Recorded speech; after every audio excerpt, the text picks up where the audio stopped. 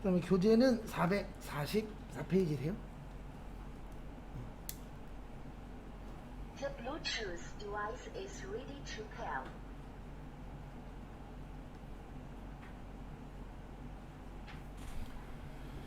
그래서 거기 보시면은요 444페이지 보시면 여기 보시면은 거래식이라고 있습니다. 이것도 시험 문제 되게 잘 나와요. 그래서 거래식이 보시면 일반적으로는 제가 이렇게 적어 드릴 거예요. 일반 판매라 그래서 세 가지가 있어요. 대표적으로 현금으로 팔 때랑 외상으로 팔 때랑 할부로 팔 때.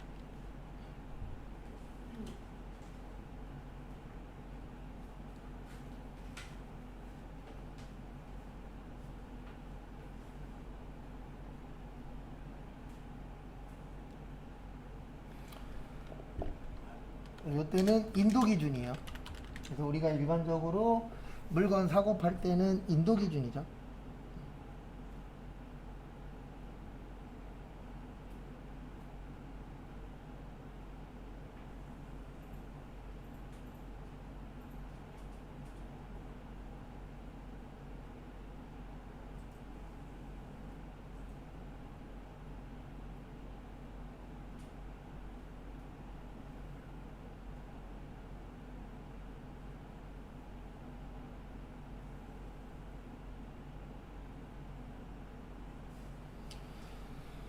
그 다음에 보시면 그 다음에 445페이지에 보시면 굵은 글씨로 되어 있는 거 있어요. 그거는 다 기억을 해 주셔야 돼요. 왜냐면 이게 시험 문제에 나오긴 하는데 거기에 있는 내용들이 돌려가면서 나오거든요. 그래서 하나만 딱 나오고 이게 아니고 거기에 있는 내용들 자체가 돌아가면서 나오는 내용들이기 때문에 거기에 있는 걸 좀 잘 봐주셔야 되세요. 그래서 일단 거기 보시면 첫 번째로 이제 가공.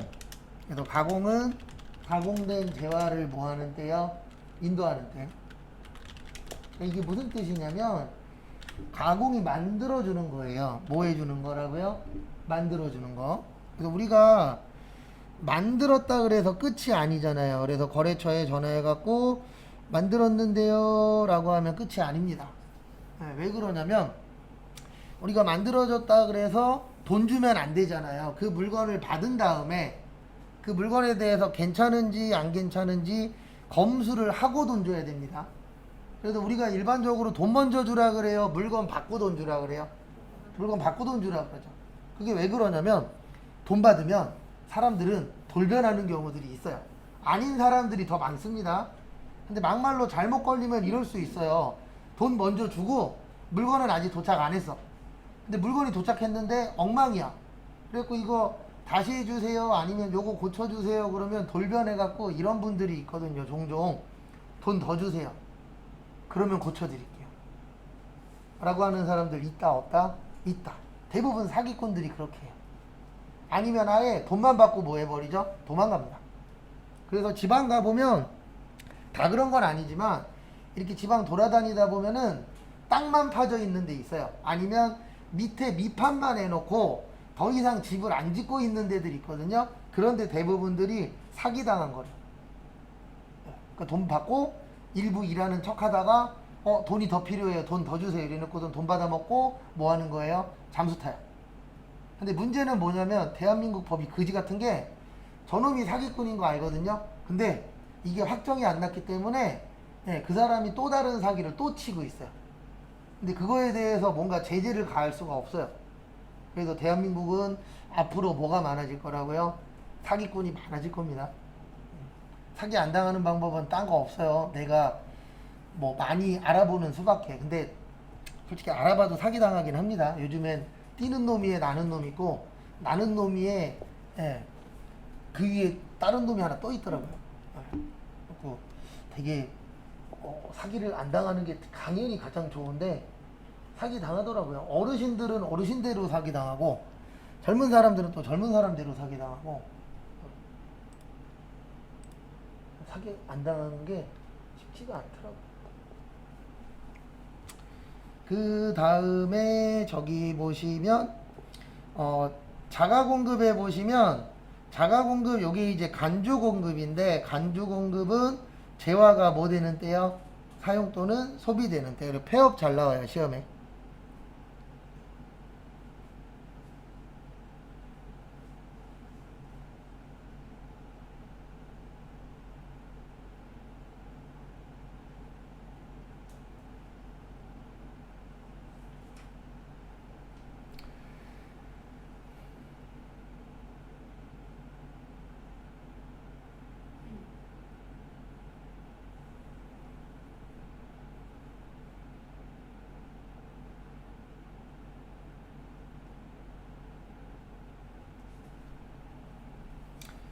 그래서 거기 보시면은요, 거기 보시면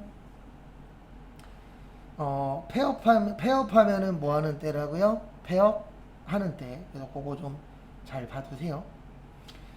그 다음에 자판기에서 돈 꺼낼 때예요. 무인 판매기에서 못 꺼낼 때요. 돈 꺼낼 때. 그 다음에 수출은 요거는 세무 때 따로 외울 건데 수출은 선적일 기준입니다. 이제 세무 때에는 여기에다 추가로 조금 더 외우긴 할 거예요. 근데 이게 왜 중요하냐면은요, 대부분 수출할 때 외화로 받잖아요. 그래서 환율이 중요해요. 그래서 환율을 언제 환율로 적용할 것이냐, 예, 그게 중요합니다.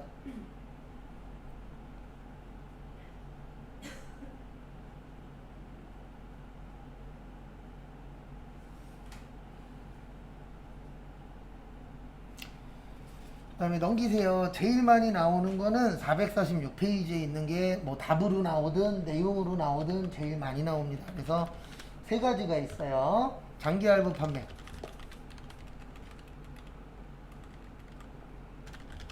장기 할부 판매, 그 다음에 중간 지급 조건부, 그 다음에 완성도 기준 지급. 요거는 다 대가의 앞부분을 받기로 한 텐데, 얘는 답으로 나오든 지문으로 나오든 이 문제 나오면 요 세 개 중에 하나는 꼬박꼬박 출제가 되세요.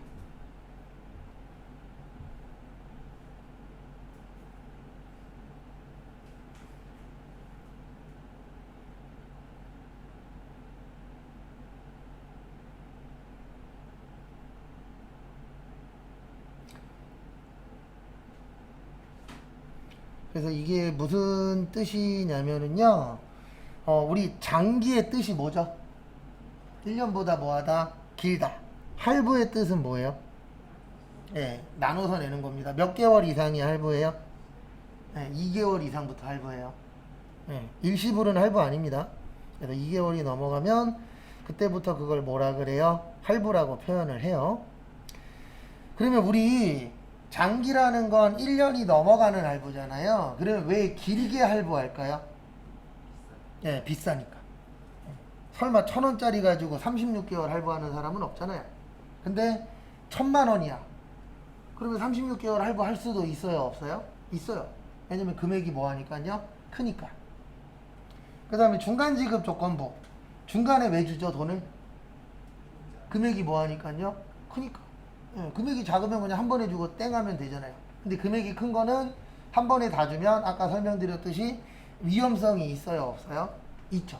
예, 그래서 요즘 아파트들 난리잖아요. 예, 왜 난리냐면 아파트 같은 경우엔 완성되기 전에 돈을 다 주잖아요. 맞죠? 그리고 완성된 다음에 돈을 다 주고 집에 들어가 봤더니 엉망이야. 그래서 뉴스에 1년에 몇 번씩 나오는 것 중에 하나가 문을 닫는데 문이 안 닫혀요. 문이 가다 땅에 닿아요. 그 다음에 화장실에서 샤워를 하는데 물이 안 빠져요. 왜요? 타일을 잘못 갈아갖고 각도를 잘못 줘서 하수구 쪽으로 이렇게 각도를 줘야 되는데 이렇게 줘버려갖고 물이 저쪽 구석에 모여요. 그런 집들 많아요. 예. 그리고 창문을 닫는데 창문이 안 닫혀요. 예. 끝까지 안 와요. 왁구를 잘못 맞춰놔갖고. 근데 그런 집들이 생기는 이유 중에 하나가 뭐예요? 돈은 이미 다 줬잖아요. 돈 다 받고 나면 그 다음부터는 배짱으로 나오는 사람들 있어요, 없어요? 있어요. 그래서 법도 바뀌기는 해야 돼요, 많이. 그래서 앞으로 뭐 집값도 뭐 한 60%나 70%는 먼저 내고 30%는 집에서 일정 부분 산 다음에 낸다던가 뭐 그런 식으로 좀 바뀌긴 해야 돼요. 예. 근데 건설회사가 절대 안 합니다. 그리고 누가 안 도와줄 거냐면 정치인이 안 도와줄 거예요. 왜냐면 정치인 친구들이 건설회사 사장이고요. 정치인 친척들이 건설회사 하고 있고요. 예. 대부분 그렇잖아요. 그래서 정치인들 자녀가 외국 유학 가는 쉬운 방법이 있대잖아요. 정보통신부 쪽으로 들어가면 뭐 다 그런 건 아니지만 SK, KT, LG에서 거기 자녀들이 외국 나가 있잖아요. 그럼 외국 직원으로 채용한 다음에 월급 줘요. 예.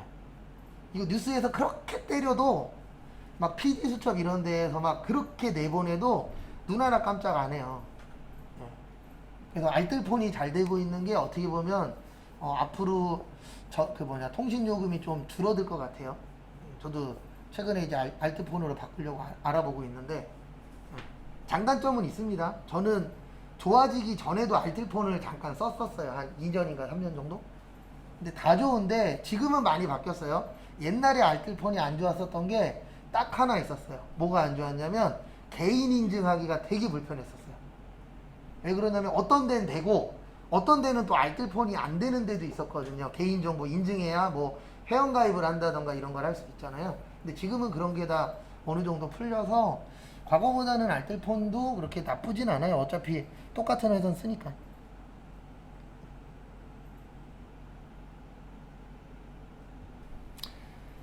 그래서 참고하시고, 그 다음에 완성도 기준지급. 완성도 기준지급은 대부분 건물 관련된 거예요. 근데 이게 어디 갔냐? 완성도 기준지급은 대부분 건물 관련된 거예요. 그래서 뭐 이런 경우입니다. 어떤 경우냐면 건물을 짓는데 이 건물이 10억짜리 건물이에요. 10억짜리 건물인데 뭐 만약에 30% 완성하면 3억 줄게. 70% 완성하면 5억 줄게. 그 다음에 뭐 100% 완성하면 나머지 줄게. 이런 식으로 완성도에 따라서 주는 거. 네, 요거를 뭐라 그래요? 완성도 기준지급이라고 합니다. 그러니까 대부분 건설회사들은 이렇게 주는 경우들이 많아요. 얼마만큼 완성하면 얼만큼 주겠다. 근데 이렇게 하다 보니까 이렇게 하는 이유도 결론적으로는 하나예요. 금액이 뭐하니까요? 크니까. 그래서 결론적으로는 다 금액이 큰 겁니다. 네. 그래서 금액이 크면은 한 번에 줘야 된다, 나누어서 줘야 된다. 나누어서 줘야 돼요. 그래서 그거 참고하시고. 그 다음에 446페이지 거기 밑에 보시면은요.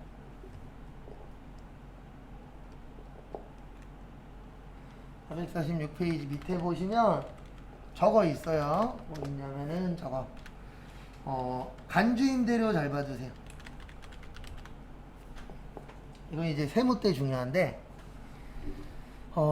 대부분 분들의 뭐 저도 거기에 들어가지만 대부분 분들의 노후의 목표 중에 하나는 건물주 되는 겁니다. 그래서 건물주 돼서 뭐 하는 거죠? 월세 받는 거죠. 네.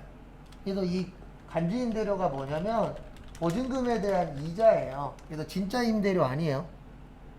가짜 임대료입니다.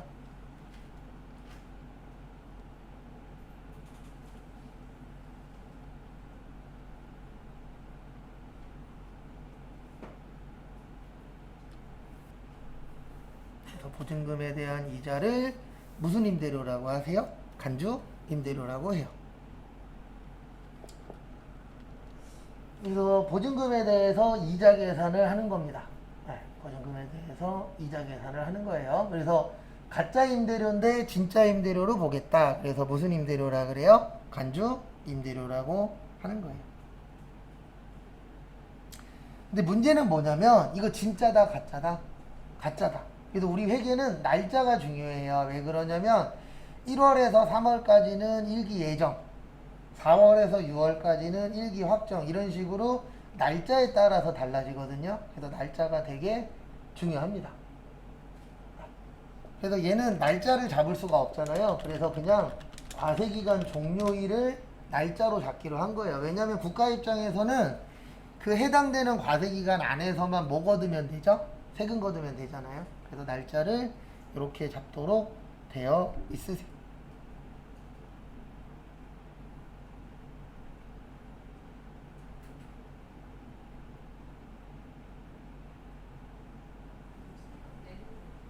네?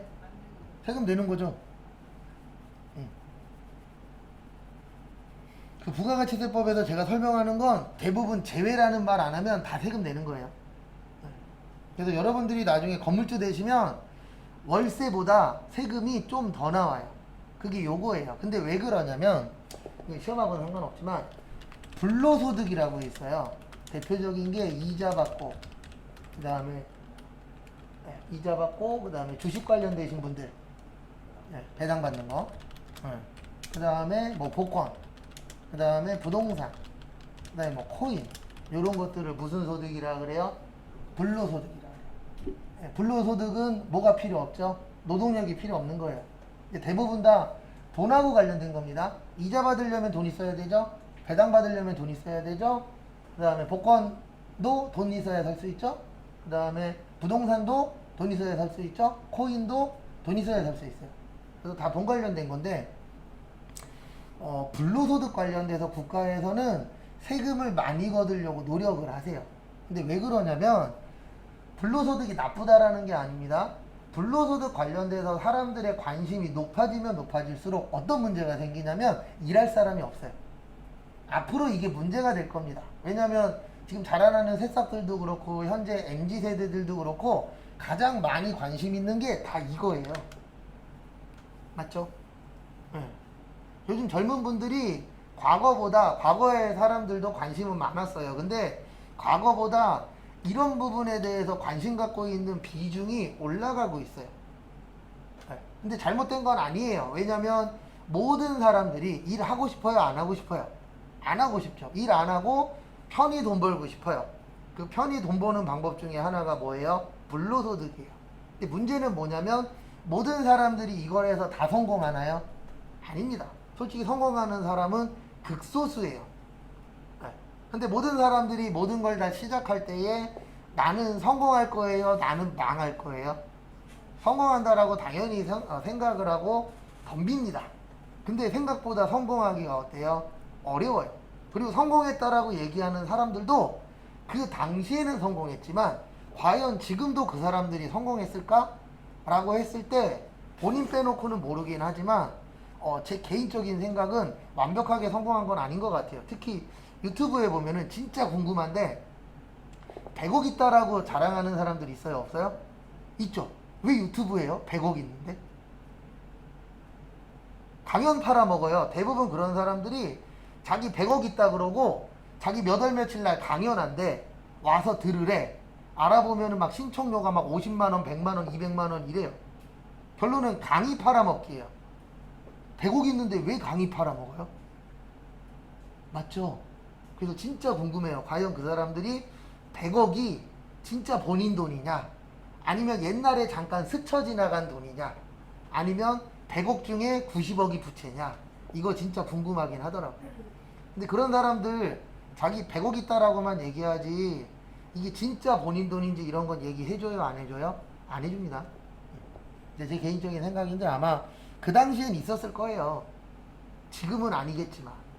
왜냐면 생각을 해보세요. 100억이면은요 지금 이자율로 3% 치면 100억에 3%면 얼마예요? 3억이에요. 세금 떼도 1억 5천 이상은 남아요. 그럼 그거 갖고 뭐 할 거예요? 놀러 다니고 맛있는 거 사 먹으면 되죠. 뭐하러 머리 아프게 사람들 앞에서 강연하고 거짓 웃음 짓고 이 짓을 왜 해요? 나 같으면 안 하지. 그래서 저는 솔직히 미안하지만 100억 있다라고 유튜브에서 떠드는 사람들 그때는 맞지만 지금은 아니라고 생각하는 사람 중에 한 명이에요. 복권은 분리과세 하는 거야? 아니면 불로소득세에서 분리과세? 이건 분리과세. 네. 근데 어차피 분리과세하고 또 물건 사잖아요. 그럼 또 세금 내죠. 분리과세를 하더라도. 얘네도 분리과세예요. 이자하고 배당도. 네.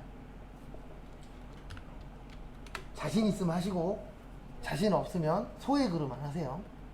네. 큰 금액으로 했다가 또 저기 뉴스에 나오지 마시고. 아마 올해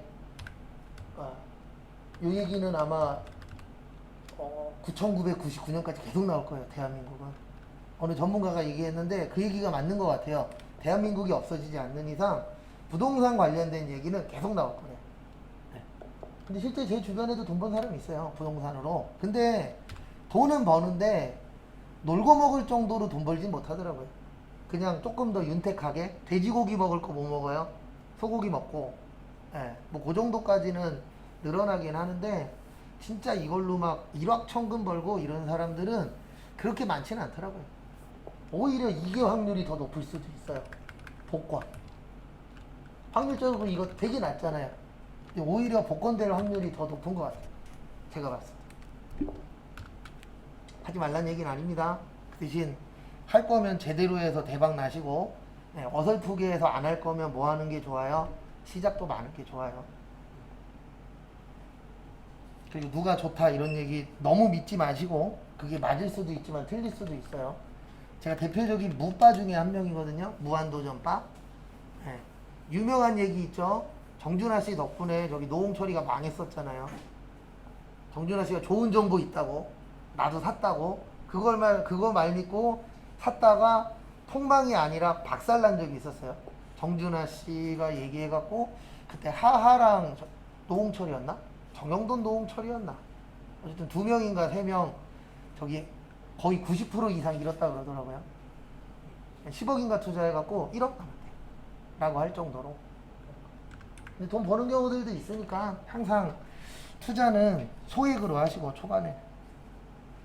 그 다음에 나머지는 볼 거 없고요. 그 다음에 쭉 넘어오셔서 저기 455페이지.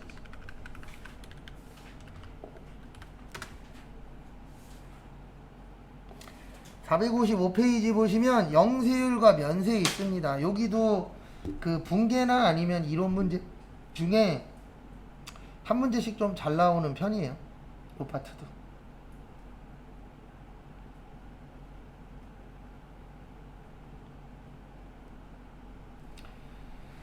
그래서 보시면 영세율과 면세입니다. 그래서 영세율과 면세인데 우리 영세율이 있고요. 그 다음에 뭐가 있어요? 면세가 있습니다.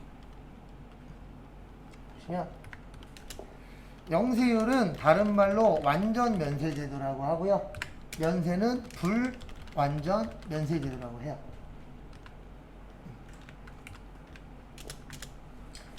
그 다음에 영세율은 왜 완전 면세라고 하냐면 영세는 세금 안 내요. 0이니까. 면세도 뭐 안 내죠? 세금 안 내요. 근데 차이점이 뭐냐면 영세는 돌려받아요. 그것도 뭘로 돌려받냐면 조기환급이라 그래서 빨리 돌려줍니다. 네. 왜 그러냐면 영세율은 요거 관련된 거예요. 뭐요? 수출. 그래서 대한민국은 뭘로 먹고 사는 나라죠? 수출로 먹고 사는 나라입니다. 그래서 수출 많이 하는 회사를 좋아해요. 그래서 대한민국은 어쩔 수 없이 중소기업 친화적이에요? 대기업 친화적이에요? 대기업 친화적일 수밖에 없어요. 왜 그러냐면 중소기업 몇천 개, 몇만 개에서 수출하는 걸 대기업 한두 군데에서 수출을 해버리거든요. 그러면 몇천 군데, 몇만 개한테 관심 갖는 게 편해요? 한두 군데 관심 주는 게 편해요? 한두 군데 관심 주는 게 편하죠. 그래서 그 대한민국은 대기업 친화적일 수밖에 없어요. 왜냐하면 구조 자체가 국내 거래가 이렇게 많은 나라가 아니잖아요. 왜냐하면 땅덩어리도 좁고 인구도 외국에 비해서 많아요. 적어요? 적죠. 그래서 수출하는 회사한테 혜택을 주는 거예요. 그 중에 하나가 무슨 율이에요? 영세. 그 다음에 면세는 왜 불완전 면세되냐면 안 돌려줘요. 돌려줄 게 있어도 법에서 뭐라고 되어 있냐면 면세는 돌려주지 마 라고 법에 아예 명시가 되어 있습니다. 그래서 원래 마이너스가 뜨면 돌려주도록 되어 있는데 안 돌려줘요. 그런 부분 때문에. 그 다음에 면세 같은 경우에는 대부분 기초생활 필수품들이 면세예요. 그러니까 우리가 살아가는데 꼭 필요한 것들이 대부분 면세인 경우들이 어때요? 많아요. 그 다음에 주로 저소득층하고 관련성이 높습니다. 그래서 과거에 한번 제 기억으로는 민주당으로 알고 있어요. 민주당의 어느 국회의원이 그러니까 모르고 얘기한 거죠. 모르면 가만히 있으면 중간이라도 가는데 모르고 무슨 얘기를 한 적이 있었냐면 면세 없애버려야 된다고. 네. 그 기사에 떴거든요. 그래서 그분이 SNS 탈퇴한 걸로 알고 있어요. 왜냐면 사람들은 그런 걸 보면 분노하잖아요. 그러면 SNS에 들어가고 욕 써요, 안 써요? 쓰죠. 네. 그래갖고 탈퇴하셨다라는 근데 진짜 몰라서 한 얘기예요. 그래서 모르는 얘기는 좀 조심하긴 해야 됩니다. 왜냐면 잘못 얘기하면은 욕먹을 수도 있다 없다? 있다. 그 다음에 역진성 완화. 역진성은 좀 이따 설명드릴게요. 그 다음에 면세는 꼭 요분이 나와요. 계산서. 그래서 계산서는 뭐가 없죠? 세금이 없죠? 그래서 우리가 세금 계산서는 과세가 되는 거고 계산서는 뭐가 되는 거예요? 면세가 되는 거예요. 잘 봐주시고. 그래서 영세율 먼저 볼게요. 그래서 거기 보시면 영세율의 개념, 영세율이란 세율이 몇이라고요? 0이에요. 그 다음에 거기 1번에 보시면 이중과세 방지. 이게 무슨 뜻이냐면은 우리가 수출을 하게 되면 만약에 한국에서 미국에다가 수출을 할게요. 그러면 한국에다가도 세금 내고 미국에다가도 세금 내면 몇 번 낸 게 되죠? 2번 낸 게 되죠. 그거를 무슨 과세라 그래요? 이중과세라 그래요. 그래서 한국에다가는 내지 말고 소비되는 나라에다만 내라. 그래서 그걸 뭐라 그래요? 소비지국 과세 원칙이라고 해요. 그래서 영세율은 소비지국 무슨 원칙이요? 과세. 그래서 소비되는 나라에다가 세금 냅시다. 라고 되어 있고요. 그 다음에 두 번째 외화 획득 장려.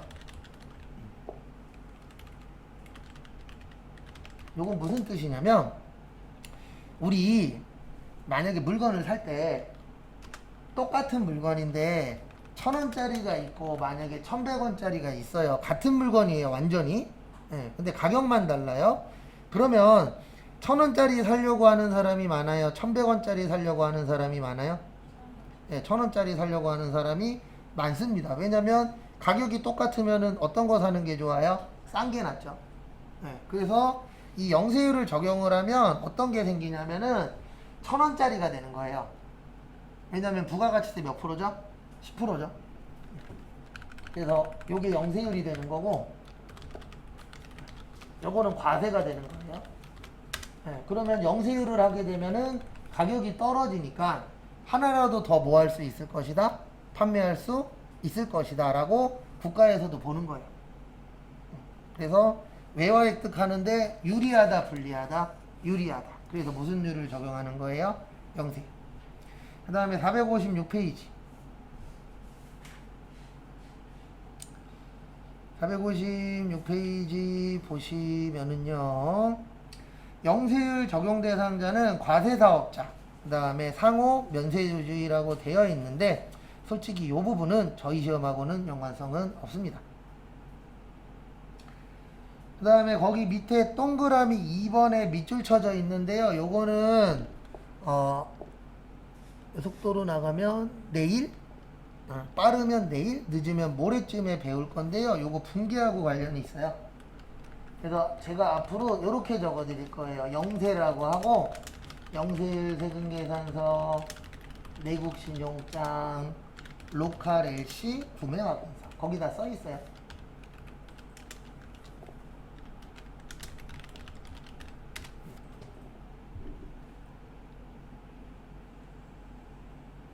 이렇게 몇 가지로 되어 있어요? 네 가지 중에 하나만 나오면 영세예요. 그리고 이 영세를 무슨 수출이라 그러냐면 간접 수출이라 그래요. 그러니까 직접 수출하는 게 아니고 영세율은 간접적으로 수출을 하는 거예요.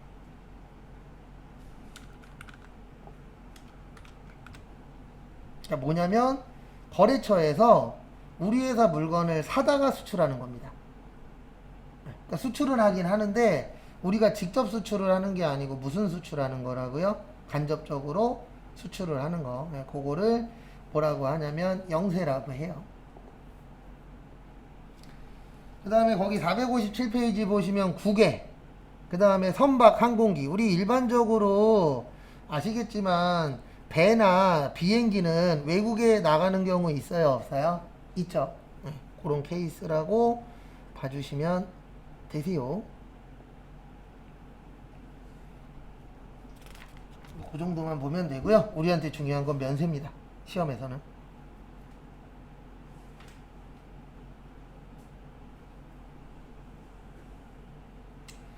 그래서 거기 면세 보시면 한 번 더 간단하게 설명을 드리면 면세는 다른 말로 불완전 뭐라 그래요?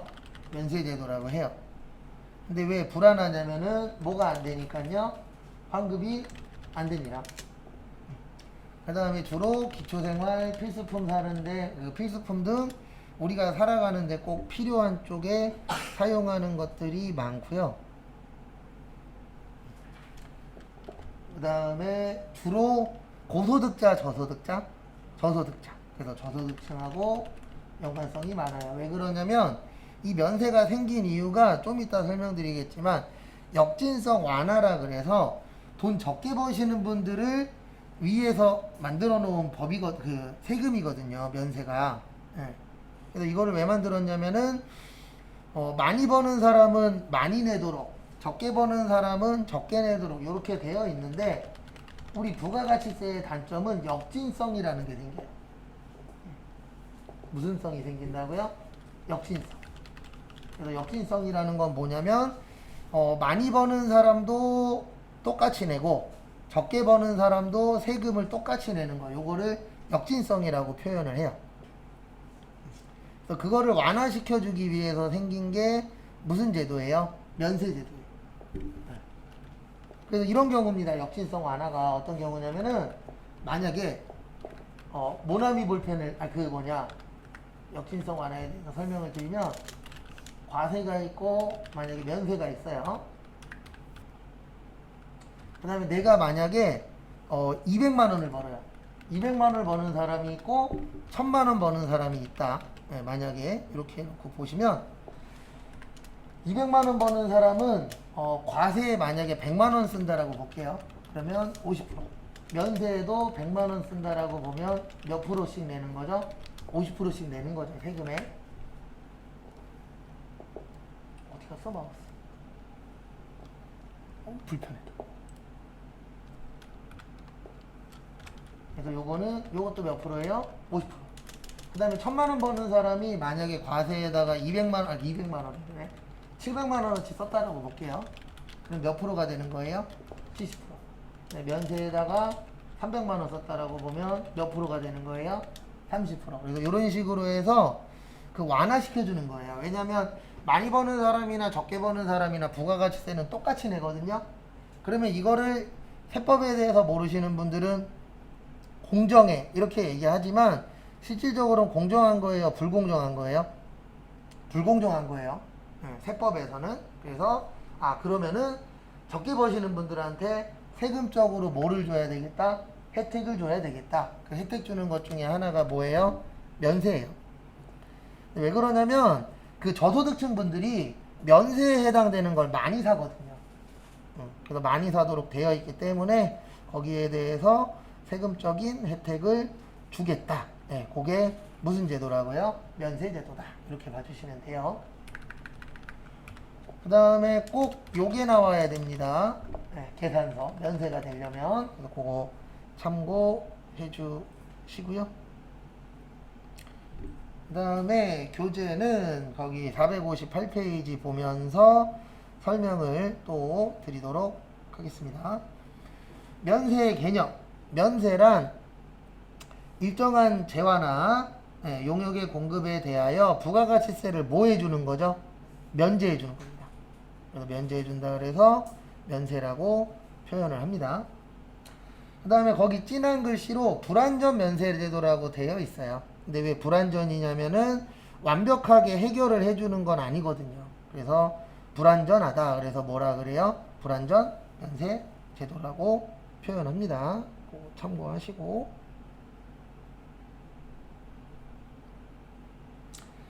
그 다음에 요거 잘 봐두세요. 면세대상 범위. 요거 중요해요. 면세대상 범위. 그래서 거기 면세대상 범위 하나씩 보시면은요. 일단 첫 번째 미가공식료품. 네, 가공되지 않은 것들은 면세 처리합니다. 면세 처리하는데 기억하셔야 되는 게 미가공식료품은요.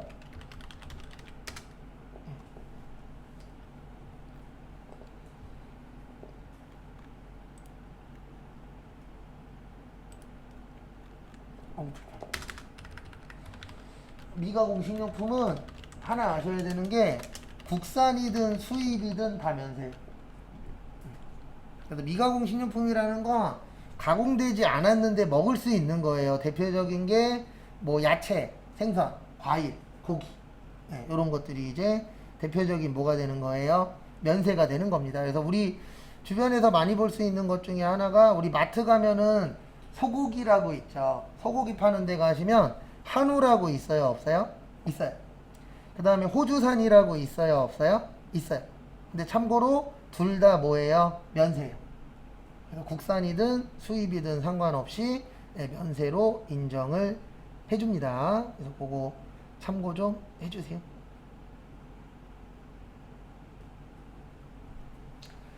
그 다음에 니은에 보시면 식용에 공하지 아니하는, 그러니까 안 먹는 거, 식용에 공하지 아니하는 미가공 농축산 수산물, 농축수산. 이거 예전에 시험 나온 적이 있었어요. 어떻게 시험 문제가 나온 적이 있었냐면요. 여기 뭐냐, 애완용 돼지로 한번 시험 문제 나온 적이 있어요. 과거에.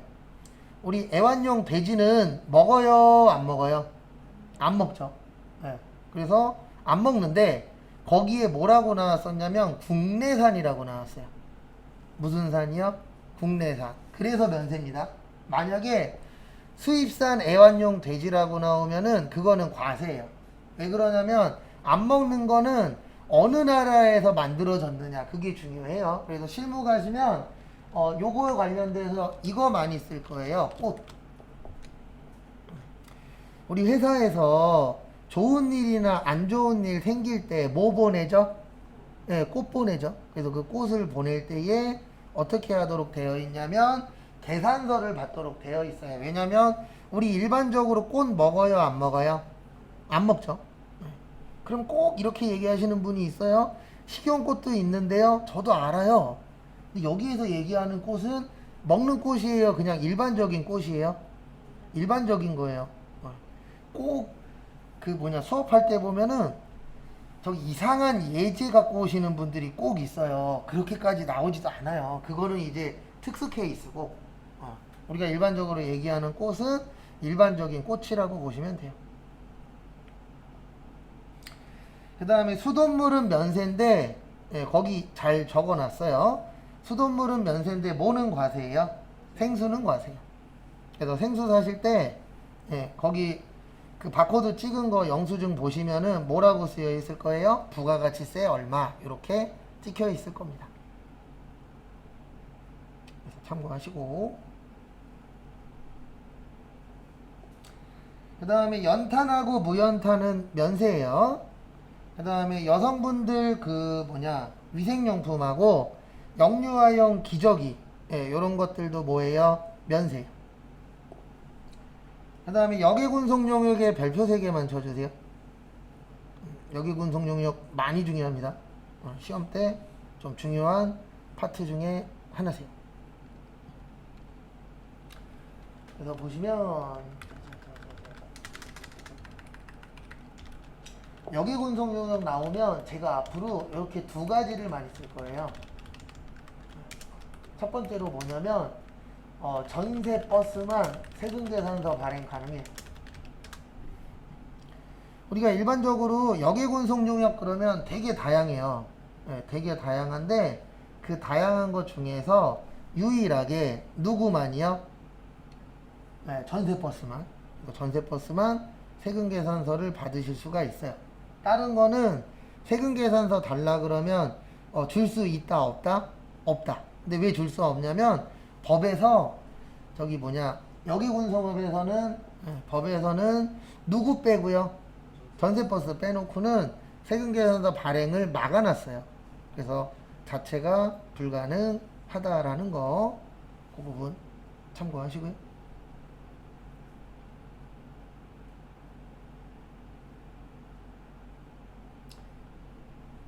그 다음에 또 하나 뭐 적다면은 그 시외버스 있어요. 시외버스 중에서 일반 버스만 면세예요. 그래서 우리 시외버스 터미널 있잖아요. 예, 시외버스 터미널 가보시면은 거기에서 뭐 할 수 있죠? 예.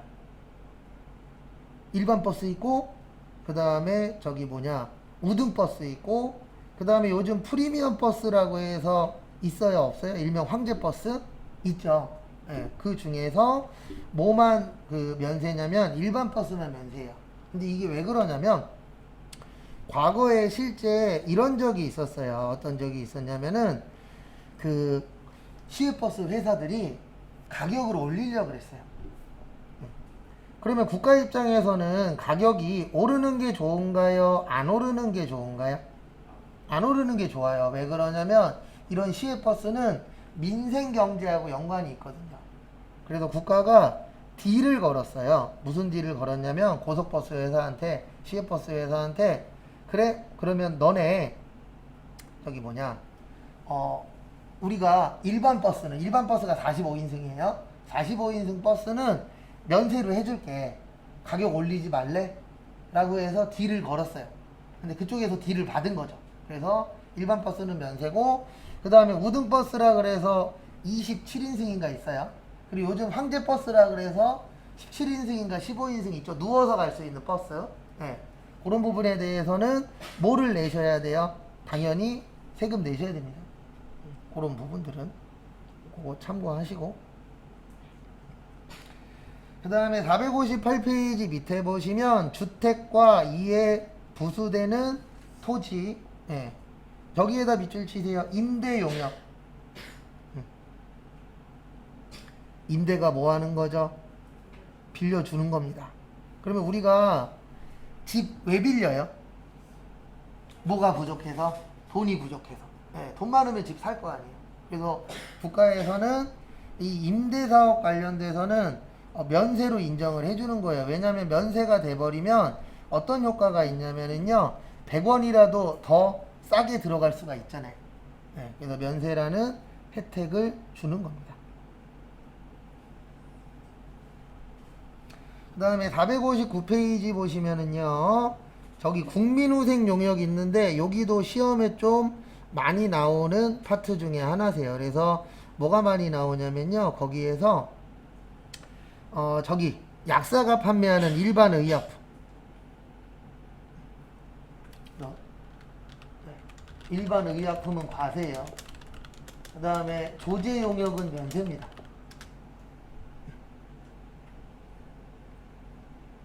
그래서 우리 법에서 법에 보시면 법이 아니고 국가에서 이렇게 홍보하잖아요. 어떻게 홍보하냐면 병원 갔다가 약국 가래요. 약국으로 바로 가래요. 병원 갔다가 약국 가라고 합니다. 근데 왜 그러냐면 병원 갔다가 약국 가면은 일명 약은 약사에게 진료는 누구에게요? 의사에게. 그래서 국가 말 잘 들으면 면세가 되는 거고 나 오늘 병원 갈 시간이 없네. 그러면 바로 어디로 가죠? 약국으로 가죠. 병원 안 가고 약국으로 바로 가면은 뭐가 되는 거예요? 그거는 과세가 되는 거예요. 그리고 요즘에 일반 의약품 간단한 것들은 저기서도 팔아요. 편의점. 그래서 편의점에서 살 때도 결론은 뭐가 되는 거예요? 과세가 돼요? 면세가 돼요? 과세가 돼요. 왜냐면 편의점에서 우리가 일반적으로 사는 건 대부분 일반 의약품이에요.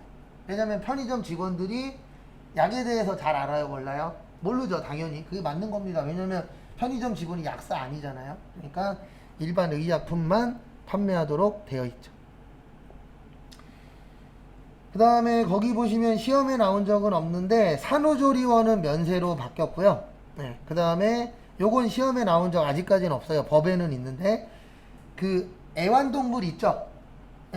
기초생활 수급자분들이 키우시는 애완동물은 동물병원 가시면 면세예요. 이거 왜 이렇게 만들어놨냐면 일반적으로 기초생활 수급자분들은 혼자 사시는 분들이 대다수예요. 그러니까 외로우니까 못 키우는 경우들이 많죠. 동물을 키우시는 경우들이 실질적으로 많아요.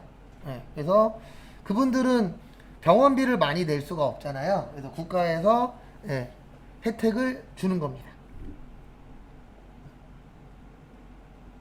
그래서 그 혜택 주는 거에 대해서 너무 안 좋게만 볼 건 없어요. 왜냐면 이게 뭐든지 다 그렇지만 장단점은 있습니다. 근데 중요한 건 뭐 이거는 저도 들은 얘기긴 한데 맞는 얘기인지 모르겠어요. 대다수 동물 키우시는 기초생활 수급자분들이 동물병원 가서 자기 기초생활 수급자라고 얘기를 거의 안 하신대요. 왜죠? 기초생활 수급자라 그러면 좀 안 좋은 시선을 보내시는 분들이 실제 있거든요. 그러다 보니까 뭐 저도 이건 들은 얘기예요. 직접 뭐 동물병원에서 들은 건 아니니까 100% 맞는 말은 아니겠지만 어쨌든 그런 케이스들도 있다 그러더라고요. 근데 어쨌든 법에서는 기초생활 수급자분들이 키우시는 그 동물에 대해서 병원 가시면 뭘로 해준다고요? 면세로는 해줘요. 참고하시고. 그 다음에 운전면허학원만 과세예요, 현재. 예, 교육 영역은 당연히 허가받아야 되고, 허가받으신 그 교육 영역 중에서는 모만 면세라고요. 운전면허학원만. 모만 과세라고요. 운전면허 학원만 과세입니다, 현재. 참고하시고. 그 다음에 진한 글씨 위주로 보시면 돼요. 그래서 거기 보시면은, 광고는 과세예요. 책은 면세고. 그 다음에 금융보험 영역에서 토지의 공급은 과세인데 토지 빌려주는 건 면세입니다. 요거는 세무 때 정리를 좀 할 거예요. 왜냐면 세무에서 좀 자주 나와서.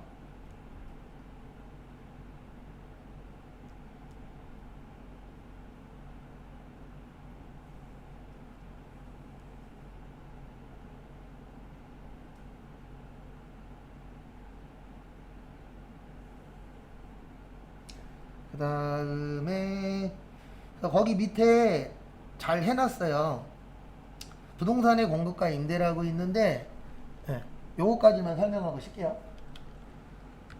그래서 우리 매매가 있고요, 임대가 있어요. 그 다음에 토지가 있고 건물이 있고 그 다음에 국민주택 규모 초과가 있고 그 다음에 국민주택 규모 이하가 있어요. 이걸 가지고 보시면 토지를 사고 파는 건 면세예요. 근데 토지를 임대하는 건 과세입니다. 이제 솔직히 요거는 저도 외우기는 했는데 솔직히 왜 그러는지 100% 이해는 안 가요. 토지의 매매가 면세인 이유는요, 땅은 사람이 만들었나요? 만들어져 있었나요? 만들어져 있었죠. 그래서 법에서는 요거에 대해서는 사람이 만든 게 아니니까 뭘로 보겠다? 면세로 보겠다 라고 되어 있습니다. 근데 이제 빌려주는 거에 대해서는 뭐 인정을 못 하겠대요. 그래서 빌려주면은 뭐 내시라? 세금 내시라. 그건 참고하시고. 그 다음에 건물은 여기에서 말하는 건물은 상가예요. 뭐라고요? 상가. 그러면 우리가 다른 건 몰라도 이거는 대부분 아실 겁니다. 뭐를 알 거냐면 상가는 싸요, 비싸요? 비싸니까 뭐 내야 돼요? 세금 내야 돼요. 빌리는 사람도 비싼데 빌리는 거죠? 그러면 국가 입장에서는 빌리는 사람도 뭐가 있을 것이다? 돈이 있을 것이다. 그래서 뭐 내시라? 세금 내시라. 그러니까 이것만 외우면, 얘만 외우면 나머지는 솔직히 설명드리면 무슨 이야기인지 거의 다 이해하시더라고요. 지금까지 해보면.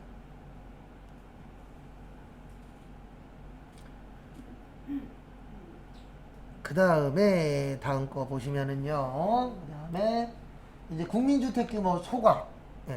국민주택 규모 그러면은 거기 밑에도 잘 나와 있는데 85제곱미터, 그러니까 대략 24평형, 26평형, 그때까지는 이제 뭐라 그래요? 국민주택 규모라고 합니다. 그래도 국민주택 규모 초과라고 나오면 그냥 이렇게 생각하시면 돼요. 30평 이상. 그러니까 그냥 큰 집이라고 생각하시면 됩니다. 그럼 일반적으로 국가 입장에서는 국민주택 규모가 넘는 집, 그러니까 큰 집에 산다는 얘기는 뭐가 있을 것이다? 돈이 있을 것이다. 그러면 돈 많으니까 뭐 냅시다? 세금 냅시다. 그래서 국민주택 규모 초과의 매매는 과세예요. 뭐라고요? 과세. 근데 우리가 집을 왜 빌려요? 네, 뭐가 없으니까 돈이 부족하니까. 그래서 빌리는 거는 면세. 그 다음에 국민주택 규모 이하의 뜻은요, 작은 평수라고 생각을 하시면 돼요. 우리 왜 큰 평수에 안 살고 작은 평수에 살아요? 예, 돈이 없으니까. 그래서 돈이 부족하니까. 그렇게 보시면 돼요. 그래서 국민주택 규모보다 작은 거는 사고 파는 것도 면세, 빌리는 것도 뭐예요? 면세.